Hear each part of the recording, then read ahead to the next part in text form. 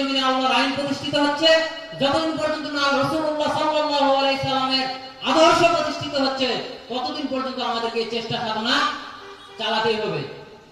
রাসূলুল্লাহ সাল্লাল্লাহু আলাইহি সাল্লামকে আল্লাহ রাব্বুল আলামিন পৃথিবীতে কেন প্রেরণ করলেন?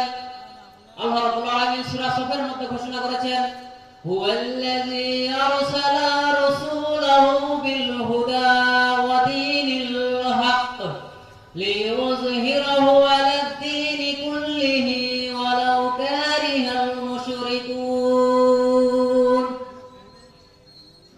মহান আল্লাহ বলেন যে তিনি তার রাসূলকে হেদায়েত এবং সত্য জীবন ব্যবস্থা সহ পৃথিবীতে প্রেরণ করেছেন।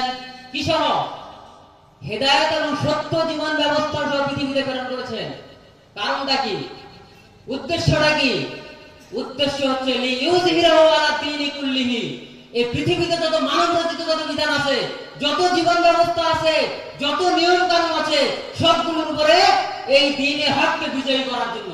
বলে সুবহানাল্লাহ। তাহলে রাসূলুল্লাহ সাল্লাল্লাহু আলাইহি সাল্লামকে পৃথিবীতে প্রেরণ করার উদ্দেশ্য হচ্ছে যে মানব রচিত যত বিধি ব্যবস্থা আছে, এই জমিনে যত আইন প্রতিষ্ঠিত আছে, যত মতবাদ প্রতিষ্ঠিত আছে, এই সমস্ত মতবাদের উপরে কি করার জন্য? ইসলামকে কি করার জন্য? এই দ্বীনে হককে বিজয় করার জন্য।